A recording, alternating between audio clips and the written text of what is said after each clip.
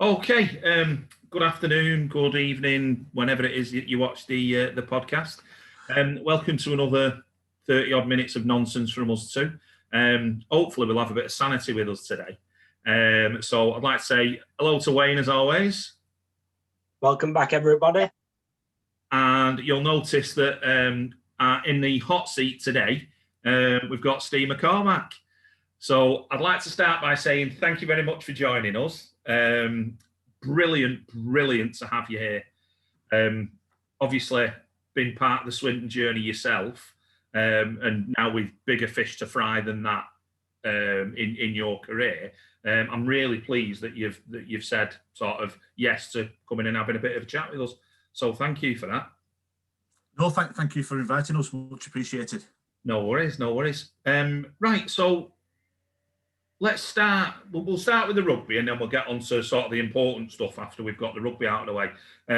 So yeah, how did you? I mean, I read an article last week that you put out. You put it on your socials actually about your sort of journey into rugby, and it was really nice to see that actually.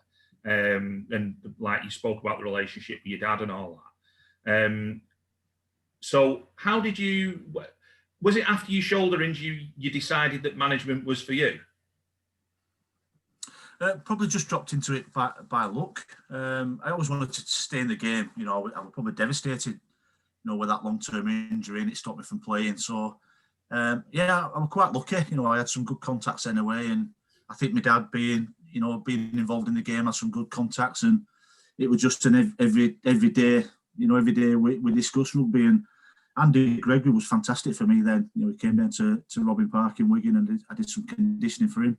Yeah. And he always said if they get into Super League, he'd give us an opportunity, and he was true to his word, Greg. And I've got so much to thank him for. Not only my hero on the field, but giving him the opportunity off the field. I can't thank him enough.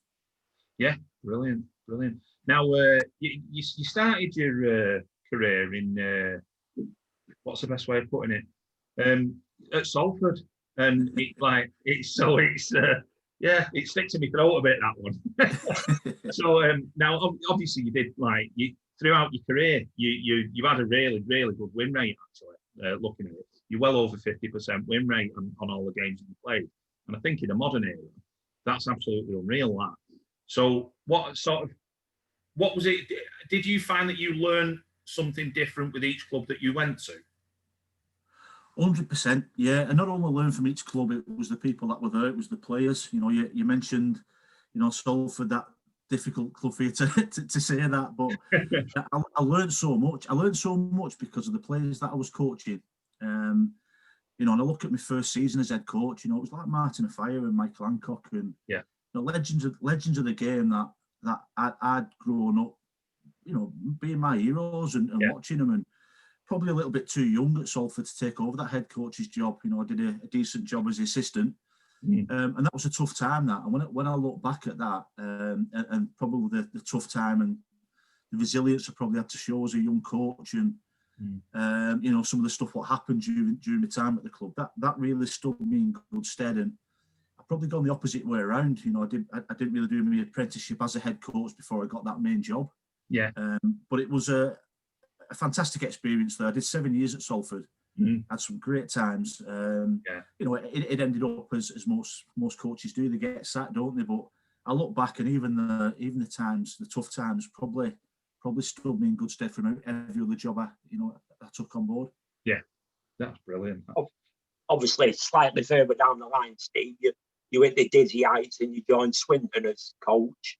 I think it was it 3 years you did, maybe 3 full seasons? What do you sort of remember about them times? How do you remember them 2 or 3 seasons going? Do you know what?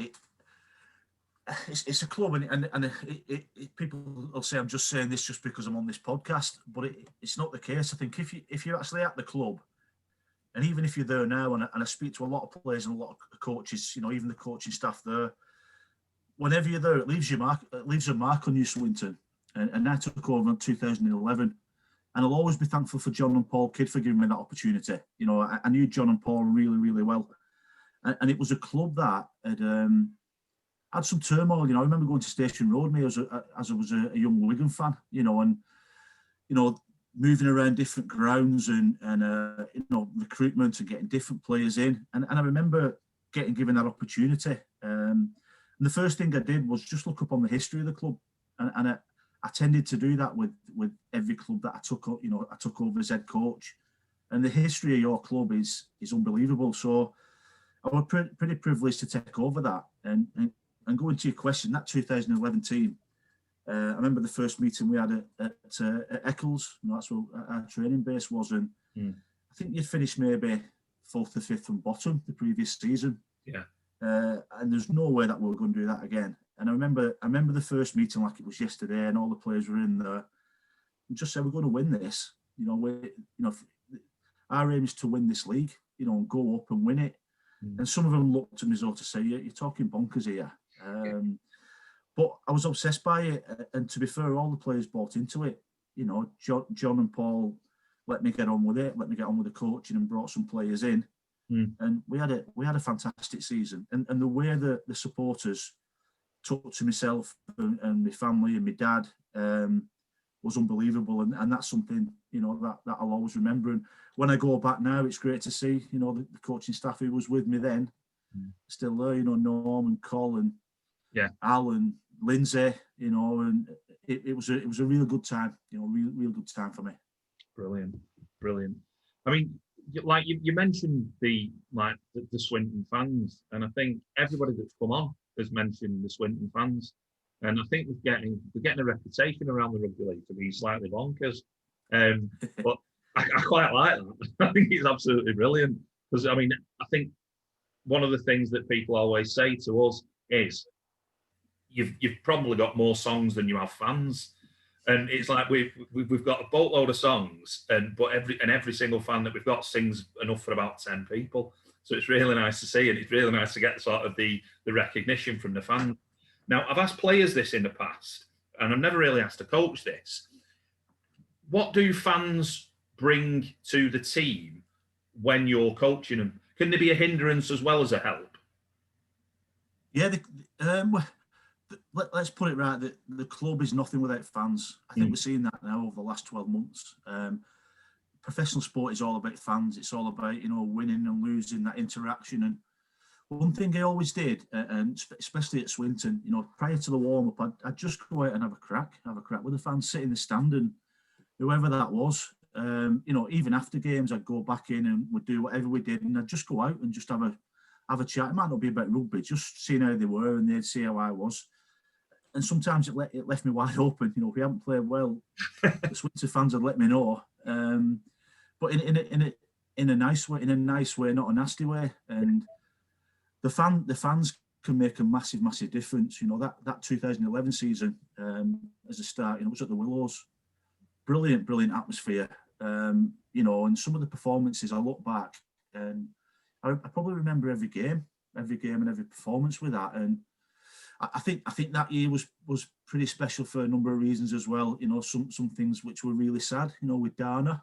Yeah. At the end of the year, it affected so many people. That what a fantastic bloke Dana was, and it brought everybody together. The fans, the support, the support staff, the players, and it left a special mark. That, and I know all supporters are important to all clubs, but I certainly remember that 2011 season, and probably going into the 2012 season when we played at Leigh in the Championship. Yeah.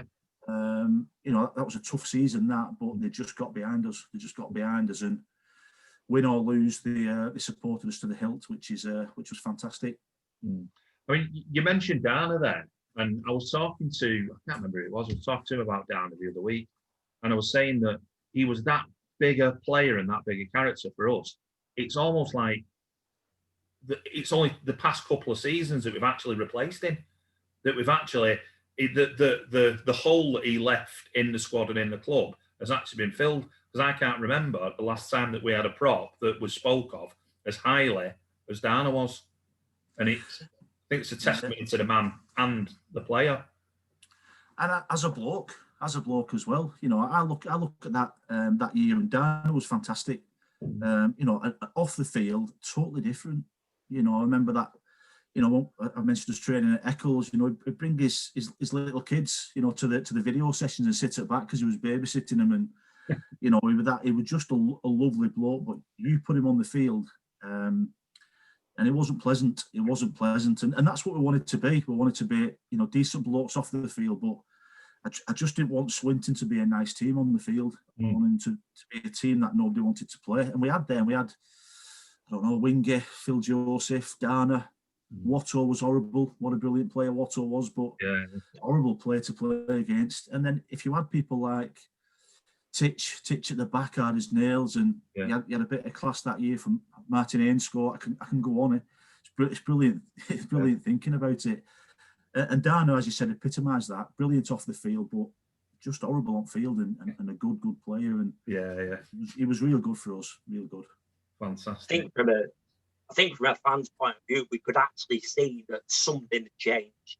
Obviously, the things you brought in over the short space of time, things had changed, and the team would all work together. And like I say, all the little things you put together, they all add up in the games on the field, don't they? Absolutely. It was the expectations, and from word go, you know, it were ruthless that. You know, I wanted the players to challenge each other. I wanted the players to challenge me. And it wasn't just the players, that was the support staff. You know, I mentioned, you know, a couple of minutes ago, and you know, the assistant coaches then were Watto and Marlon. Yeah. Marlon Billy, Martin Fisher, you know, a volunteer who came and did everything for us, and it was a real good blend. We had a real good laugh. It was a good place to be, and probably still is. You know, keep in touch with all the backroom staff, and you know, hopefully after this, you know, Norm will eventually buy me a coffee. You know, I went 3 years at Norman buying a coffee. Expectations, you know, a little bit there, Steve. Every week I used to bring them. I used to bring coffees for them all every week and never got one back. So I hope they do that. But no, they were good, and it was expectations. We didn't want to get beat. We wanted to win that league, not just get promoted. You know, we wanted to win it. And some of the games we played, I remember certainly the Willows. You know, just I could sit back and enjoy it myself as well. You know, just watching how they did. Yeah, fantastic. So sort of fast forward a few years. In fact, it wouldn't be fair not to mention Scotland. International coach. How was international coaching different than club coaching?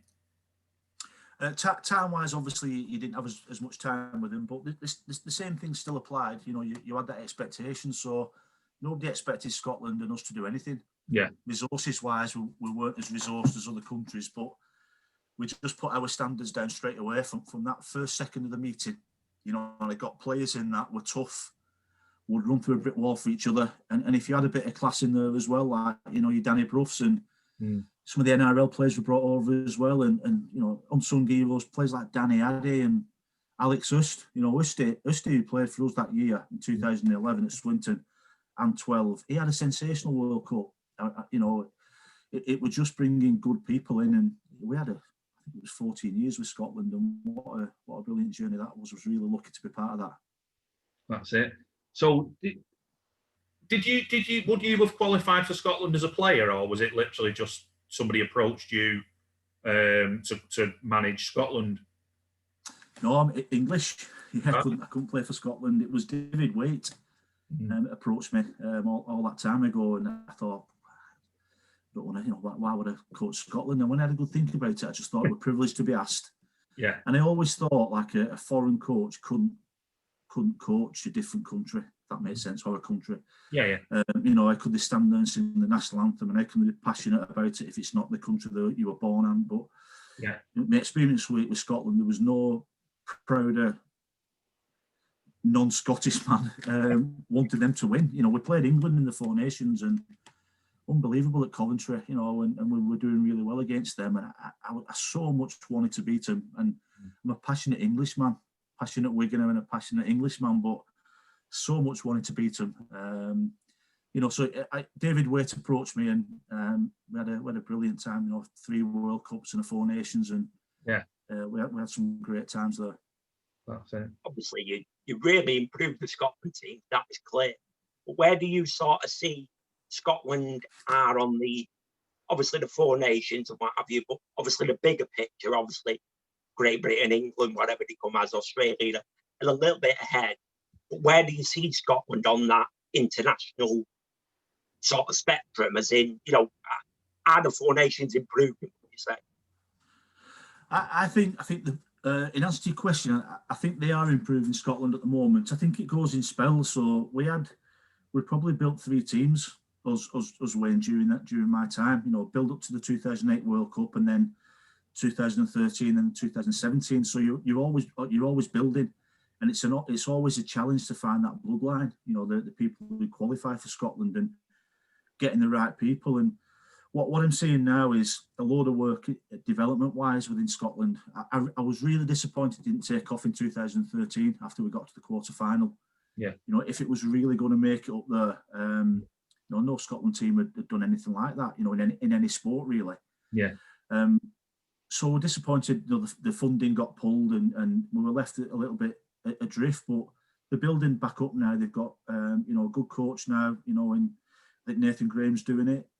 They've got some infrastructure where they've got a women's team, a wheelchair team, some development areas, a domestic game, and hopefully that'll go from strength to strength, and hopefully they'll have a good World Cup. Yeah. I mean, the international game sort of, obviously it's dominated by Australia, New Zealand, and then can you put England, so Great Britain in that? Probably on the day. How do you think we get a strong international competition? Because I mean, you look at Union, who we're always compared to.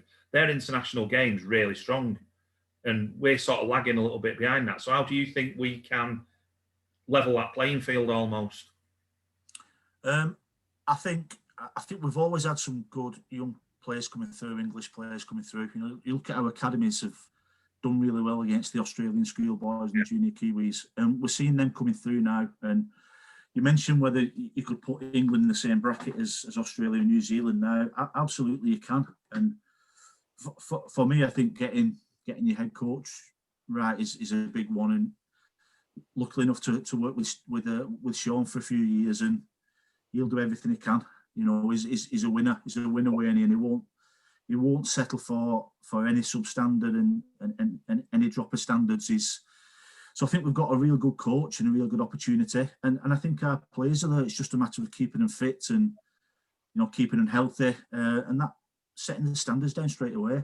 Yeah. And Great Britain tour was disappointing. Last year or the year before, that was really disappointing. But you put our best 13 up against anybody and they play well, they'll take some beating, and I don't care if that's Australia or New Zealand. I agree with that. I think that's the thing in it. The peak of our international game is in the whole of the game.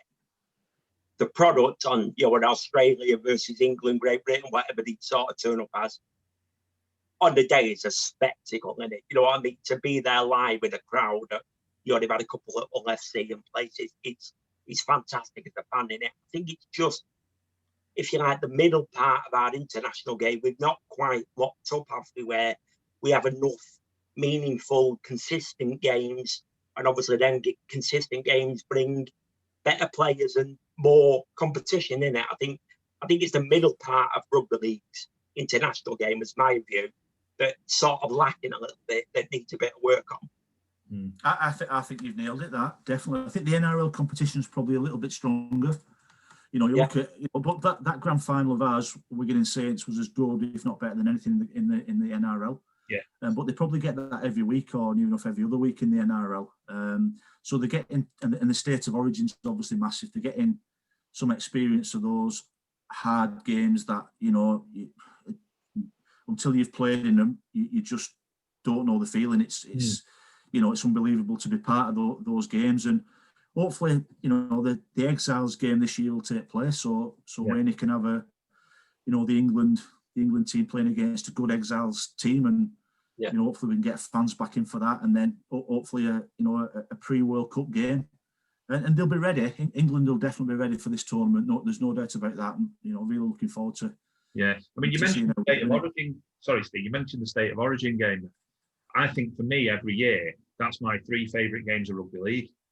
they're absolutely, as a neutral, watching that those players batter holes out of each other. The intensity is it's like the grand final and some. It is an incredible spectacle to watch. How do you think the game in this country can replicate that game? Do you think the Exiles can do that, or do you think we need Lancashire versus Yorkshire and Cumbria and drag them in? And do you think, which way do you think would be best? I would like to see that. I used to love Lancashire Yorkshire, and I think it all depends. There's a lot of games. We play too many games probably in this country, and I know that's been hopefully sorted. But the more high intensity games like that and the rivalry, I was lucky enough to spend some time with New South Wales camp a few years ago when they played in Melbourne, and I was in the camp at Coffs Harbour. I got invited into there. And again, I had 2 weeks with that, and the intensity and the build up to that, and the players and everything was unbelievable. But what I also brought out of it is the detail and the attention to detail that those players get is the same as what our Super League players get. It's no different. The coaching staff in Super League and the coaching staff in England are just as good as the NRL. It's just that intensity, like you said, the state of origin, and if we could bring Lancashire Yorkshire back and Cumbria and whatever, that would be outstanding. Fantastic. I think I remember when we did Yorkshire Lancashire not too long ago. He didn't really draft the elite players in that is in the top of the Super League. It was more made up from Championship and etc. And I think that is good to get it going. But if you're going to do it, you've got to do it. We want the best team on both sides, and it needs to be a genuine winner-take-all competition, doesn't it? Because not only does that make the players lift their game, that makes fans really interested, doesn't it? No disrespect, obviously, we're Championship fans through and through, but no disrespect. If you turn up to a major game, you expect to see the best of the best, don't you?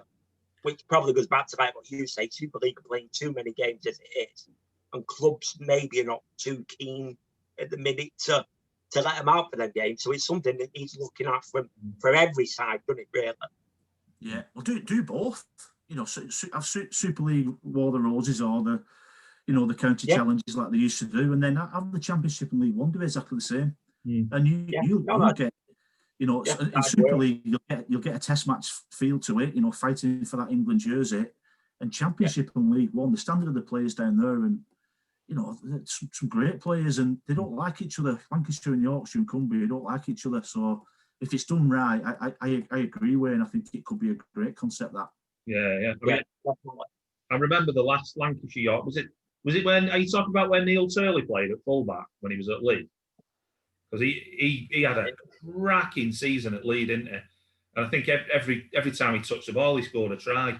And was it Headingley? Was it Headingley? I think it was, yeah. And I can remember watching that, and it was. I thought it was really nice to see Turley, a player from outside of Super League, get a chance that day. And I think he did his back not long after it, didn't he? That's right. Yeah. I mean, he was a cracking player in. But yeah, Lee have had some belting players over the years, but I think I don't think we should talk about Turley, because I remember when he absolutely destroyed Swinton, probably on more than one occasion. And as we went behind the sticks, leaving the ground, I said something smart to him, and he just blew me a kiss. I thought, well, that's about all we need to know about that. He's left a lasting impression on you anyway, hasn't he? So that. Yeah. To be fair, he was outstanding. He used to turn up every game against Swinton, and just run the show, didn't he? But anyway, let's move on from him. I've got bad memories. Brilliant. So, yeah. I think, obviously, sorry, Barney, I think, Steve, obviously, from your coaching side, you went to Wigan as, sorry, I want to get it right, was it the development, sorry, Steve, was it the development manager at Wigan? Yeah. Was it? Yeah, so I was teaching. I was head of education at Warrington College of sport, looking after all their players. Got offered an opportunity. I did a little bit with the All Goals down at the university. Did okay. And then I got offered a job at Wigan, which was brilliant. I oversaw the scholarship and the development of all the scholarship players going through, and did some work for the community until you know, I moved up into the first team and started looking after the welfare. So that was unbelievable. You know, for me, it was a dream come true to, you know, to be involved at Wigan. You know, to see the things I did and to be involved in the games that I was involved in and stood on them touchlines at grand finals and stuff. It was it was brilliant. Really enjoyed my role there. Player welfare, literally anything the players need on and off the field, or is it welfare as in physical, you know, safety and what have you on the field, or does it cover everything the player may need? It's a holistic view of it. So player well-being and player welfare just supports the player off the field. So they've got some great staff, obviously, you know, to look after the tactical side and the physical side, but it's just holistically supporting them and the families and the you know, the partners. And it might be stuff with you know, career advice. It might be mental health support. It might be some players might be in crisis and struggling in some areas of their life, so we'll support that. It may be players who's in transition, so moving away from the sport into what we always say, the real world. You know, they retire pretty young. You know, 30. You're lucky if you can get to 30 in this job, and you know, they've got another 30, 35 years before they actually do retire. So they've got to have that sense of purpose and something else to do. So it's overseeing that. You know, it's a confidential role as well. You know, it's a position of trust, and you know, as always, we generally don't speak to anybody about our concerns. Certainly men, you know, certainly professional sports people, and it was a matter of getting the players' trust, and you know, hopefully, you know, over time I got that, and it was a real privileged position. It was a real good position to be in. I think it's also a vital position, isn't it? It's certainly in modern sport. I think we touched on this. We had Roger Lloyd and Luke Waterworth on the Swinton players, and we sort of touched on the fact that, you know, players need that support, don't they? You know, there's been a few players previously in the headlines that have maybe gone down the wrong path. And, you know, it's a big position some of these players find are in, and that, you know, they're elite athletes at big clubs, maybe a bit too much time on their hands at certain times. And, you know, they need that direction sometimes, and like I say, that person they can speak to. Yeah, well, we all need support sometimes, that myself included. Definitely. You know, we all need that. And, you know, sometimes, you know, people think that, you know, the players have got everything. You know, they're running around on a field, chucking a rugby ball about and getting well paid, and what, you know, why they're struggling. But you know, players need support like everybody else. Yeah. You know, you mentioned a couple of players there, Rodri and Luke. You know, I was at Wigan when they were there, and two fantastic individuals and brilliant players, brilliant young men. You know, but they went from a full-time environment to a part-time environment and had to go and get jobs, and so, and it's tough. You know, all these players ever know from 14 years of age at Super League clubs is, you know, you get told what to wear, where to be, what to eat, and then suddenly that stops. You know, and you've got to probably learn the practical skills all over again. And yeah, I think we've made massive strides in the game, and over the last few years, and we've still got to improve, and that's the challenge now, and hopefully we'll continue to do that. Yeah, I think it's when you read about sort of players, like you pick the paper up and see like what happened to Terry Newton, and you just realise that, and like Gary Speed from another sport, and you just realise that there's like you said it yourself, blokes don't talk to each other, and it's one of the things that I think as a 49% of the human race is male. 49% of the human race thinks that they're too hard to talk about things. But it's great to see with things like this that attitude is actually changing, and it is brilliant. And there's still people that slip through the net. We had a chat about Brett Dallas the other week with Wayne English briefly, and I mean, wow! I mean, he's made some dodgy decisions in the past 12 months, but I sort of understand the fact that once you've had that adulation, one of the best players in the world, to then having to go and work the 9 to 5, because let's face facts, rugby league players aren't Premier League players, and when the rugby league career finishes, they've got to put some graft in, unless they're very, very lucky. And I agree. And you mentioned like Brett Dallas and Tez. You know, Tez was a friend of mine, and I know the family really well, and the tragic stories them, and you know, as a sport, I think you know, we probably hopefully learned a few things. You know, how we need to support players. But you mentioned Premier League footballers, and a lot of people say that and say, oh, they've got loads of money and they get millions of pounds. At the end of the day, they still struggle the same as what we do. You know, and it's not just necessarily about money. It's about, you know, getting up in the morning and having a purpose. Yeah. You know, you might have £1 million in the bank, or you might have £10 in the bank, but you know, it's great to get up every morning, you know, think, right, I've got this planned, I've got that planned, I can go there, I've got a good network of people around me. And that's whether you've got, you know, you're a Premier League footballer or you know, you let your life go. And, you know, we all need help in it. And it's just great that there's some real good people now that the players can, you know, can turn to and get support from. Yeah, I mean, I worked with an ex-Premier League player at the school that I'm at, and he basically said exactly the same. And he played for Swansea when they were in the Premier League, and he basically said exactly that. So yeah, that's good to hear. So the role that you're in now, so is that it's who funds that? Is it a charity? Is it funded through the RFL? Well, Rugby League Cares is independent charity, so it's independent from the Super League and the RFL, but the RFL and Super League do put some funding towards it. Yeah. Obviously, with it being a charity, you know, donations, etc., you know, also help to fund, you know, the player welfare structure. And within the charity, within Rugby League Cares, there's another section of it which is the Benevolent Fund, which does some fantastic work, some unbelievable work. Stephen Ball and, you know, some of the people that Steve supported. You know, Moss is a great example over the last 12 months. And what a sensational story that is with Mossy. So inspirational how he's doing and his family. And then we've got the offload programme, which goes into the community and ahead of the game with the World Cup. But since 2019, the game has entrusted Rugby League Cares to look after the welfare of the sport. And my role is heading that up, really, you know, head of welfare and just setting the blueprint and setting the policies for every club and player welfare managers to, you know, to work through and, you know, hopefully get some good support to our players and staff. Yeah. Do you think Rugby League has always taken player welfare seriously, or are people starting to tune in more to it now? I think we have. I think we have always took it seriously.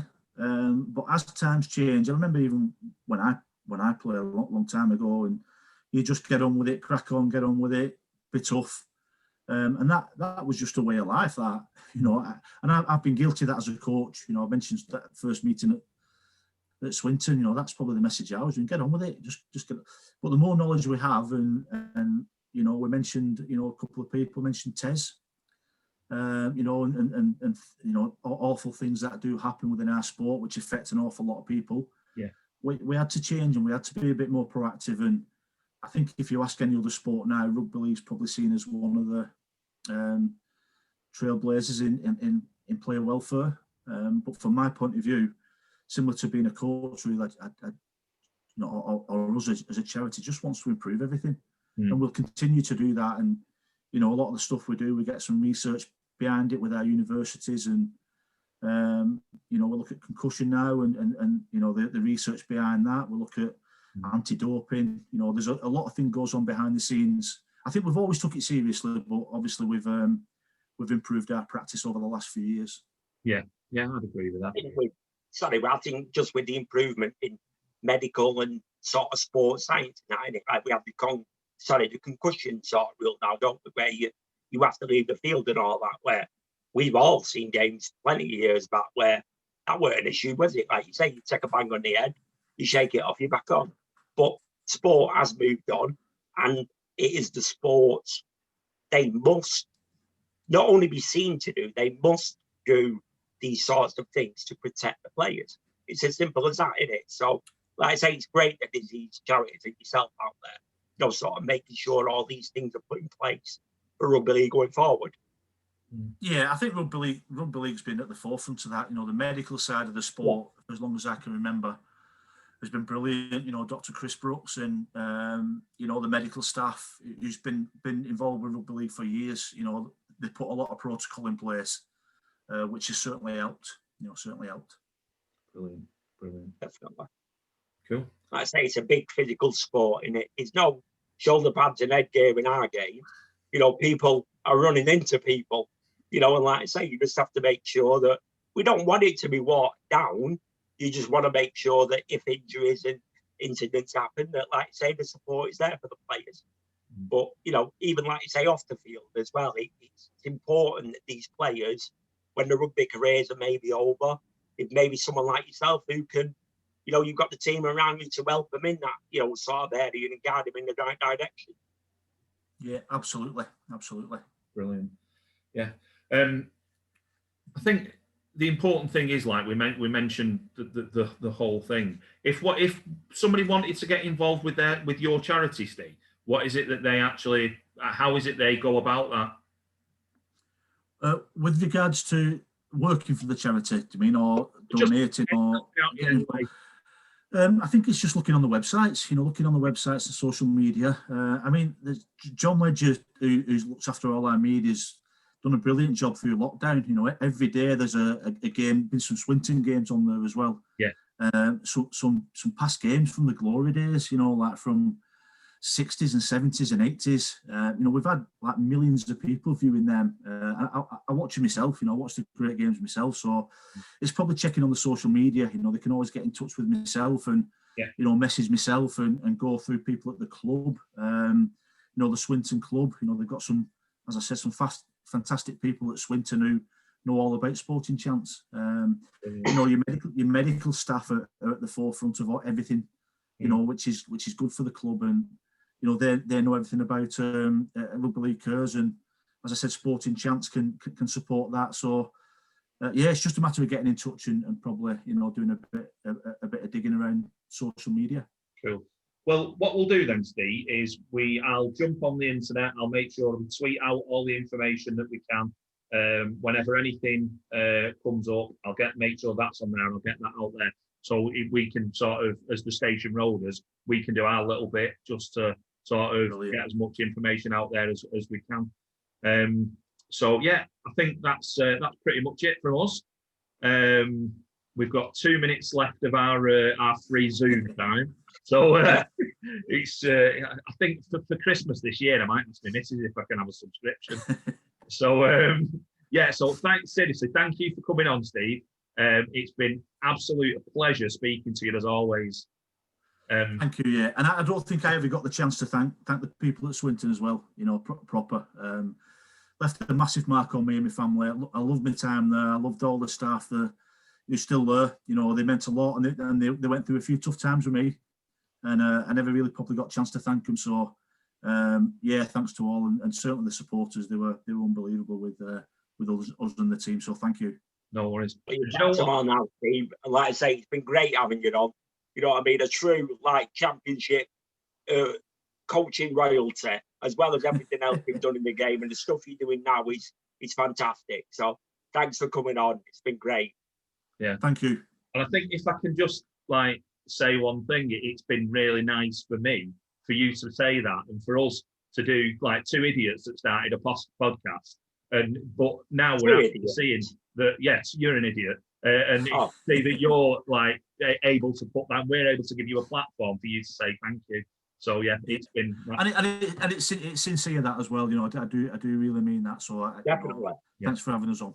No worries. Thank you very much, Steve, and we'll have you on again sometime if you fancy it. Belted. Thank you. Superb. Take care, mate. Cheers, mate. Thank you. Bye.